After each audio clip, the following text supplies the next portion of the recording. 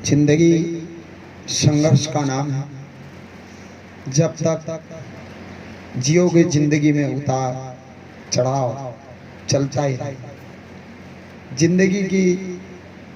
जिंदगी बंबई की चौपाटी है, जहाँ शोरगुल है, गांव का कब्रिस्तान नहीं, जहाँ एकदम शांति हो। देखा होगा कुम्हार का गधा मिट्टी लेकर जाता है, सोचता है इसके बाद फ्री हो जाऊंगा, लेकिन घर पहुंचता है तो उधर से बर्तन रख दिए जाते हैं कि जाओ इन्हें खेत पर छोड़ कर। इस तरह वह जिंदगी भर गधा मजदूरी करता है।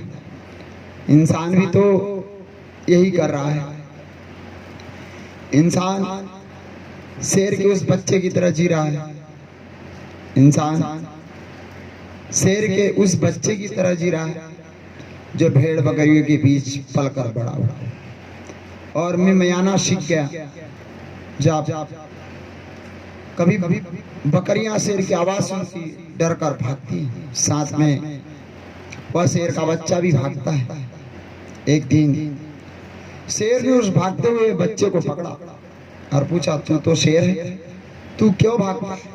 वो शेर का बच्चा तो समझ गया, ये परमात्मा के बच्चे समझ जाए तो ठीक, मगर इंसान समझ पाए ये मुश्किल है। और मनुष्य के जीवन में तीन चीजों का बड़ा महत्व है। एक संपत्ति, दूसरा सम्मति, तीसरा संस्कृति।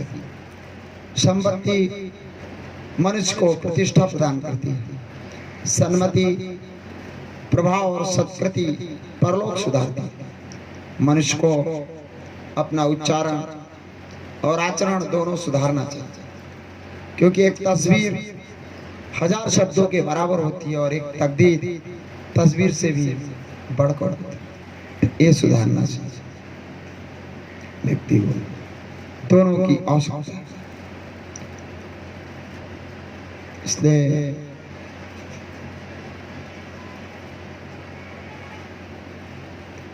एक ब्राह्मण था, पैदल यात्रा करता था। चलते चलते जंगल आ गया। उसने सोचा खुला मैदान है, क्यों न मैं यहाँ भोजन बनाकर खा लूं। उसने गीली मिट्टी से चौका लिपाई की तैयार किया और जब भोजन बनाने के लिए लकड़ी बीनने चला गया, इतने में एक गधा आया और उस चौके पर जहाँ लिपा था बैठ गया। सब गोबर हो। उसने गधे को देखा और कहा, कोई और होता तो कहते कि गधे हो क्या, दिखता नहीं। बोले अब आपसे क्या कहें, आप तो बस आप जीवन में भी कई बार ऐसा होता है, हम कोई चौका बनाते हो, कोई गधा आता उसमें बैठ जाते हैं। जीवन में भी ऐसा होता है। इसलिए लाइफ में देखा होगा कुत्ता कुत्ते का दुश्मन, पता नहीं है दुश्मनी किस से मिली, लेकिन कुत्ता कुत्ते को देखता है तो भौंकता है, गुर्राता है। जब कोई आदमी दूसरों को खाता पीता देख, फलता फूलता देखकर, आगे बढ़ते देखकर से जलता है, उसे देखकर भौंकता है, तो समझना कि उसके भीतर का कुत्तापन जागा।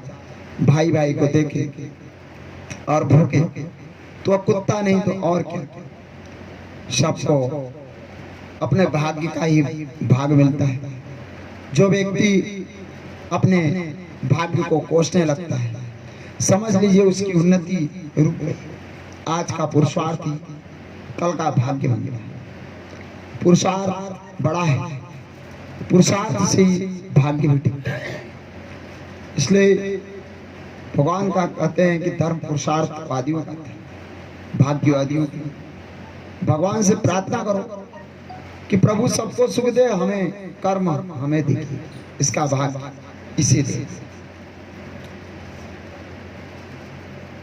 जो भी तुम्हारे पास है सब प्रभु का दिया हुआ है, इसलिए प्रभु को समर्पण में देर मत करो।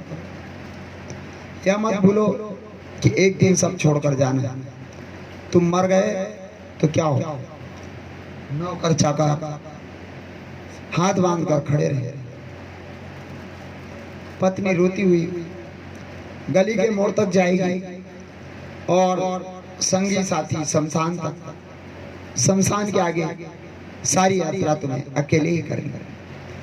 अर्थी लेकर चलने वाले कहेंगे जरा जल्दी करो, ऑफिस भी जाना। जिस खोपड़ी को आज हजारों लोग सलाम करते हैं, कल चिता पर रख दी जाएगी। सब कुछ क्षणभंगुर है, क्या भूल गए?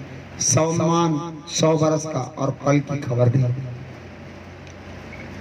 रोज कुछ लोग दुनिया में पैदा होते हैं और इतने ही लोग मर जाते हैं, पर दुनिया को उससे क्या फर्क पड़ता है? कौन आया कौन गया कुछ मालूम ही नहीं पड़ता।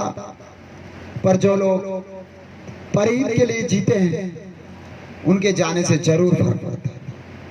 वे क्या गए अकाल साहब, आप इसमें से क्या हो खुद समझ सकते हैं।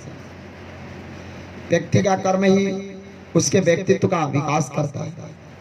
भगवान ने कहा व्यक्ति जन्म से नहीं कर्म से महान होता है। जन्म से कर्म बड़ा है।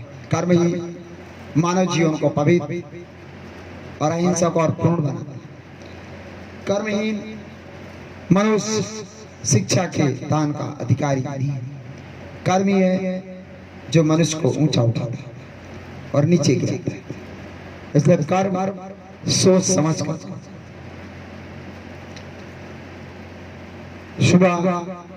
सुबह मेरी 2 बातें ध्यान में रखें। चाय पीते हुए अखबार न पढ़ें और टीवी देखते हुए भोजन न करें। क्योंकि जब आप चाय पीते हुए अखबार पढ़ते हो तो आप सिर्फ चाय नहीं पीते बल्कि आप पूरा अखबार भी पी जाते हैं।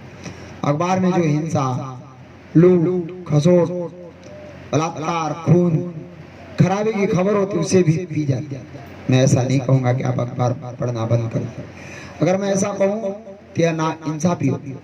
मैं तो सिर्फ इतना कहना चाहता हूँ कि अखबार के लिए समय निकालते हो तो कुछ जैसे सत्य साहित्य लिखा है उसे पढ़ने के लिए भी थोड़ा समय निकालना। समझ। और मन की हालत ऐसी है, स्प्रिंग को कितनी देर दबा कर रखो। स्प्रिंग यानी मन। आदमी का मन भी चंचल है, वह कभी नहीं टिकता नहीं है, कभी टिकता कभी कहीं टिकता नहीं। वह घड़ी के पेंडुलम की तरह इधर उधर भटकता ही रहता है। तन कहीं और होता है, मन और कहीं। तन मंदिर में भी होता है तो मन भोजनशाला के चक्कर लगाता है। मन मंदिर में भगवान की कृपा पाने जाए तो ठीक है, लेकिन उसने तो मंदिर को ही अखड़ा बना डाला है। 2 दृष्टि है, एक दृष्टि दुर्योधन जैसी है, दूसरी दृष्टि युधिष्ठिर जैसी है। दुर्योधन को पूरी द्वारिका में एक भी आदमी ऐसा नहीं मिला जिसमें कोई विशेष था। उधर युधिष्ठिर को पूरी द्वारिका में ऐसा आदमी नहीं मिलता जिसमें कोई विशेषता ना हो। युधिष्ठिर को हर आदमी में कोई ना कोई विशेषता दिखती। समय में दृष्टि वही है जो कीचड़ में कमल को देख लेती है, दुख में भी सुख खोज लेती है। दत्तात्रेय के 24 गुरु आखिर क्या दर्शाते हैं? इसलिए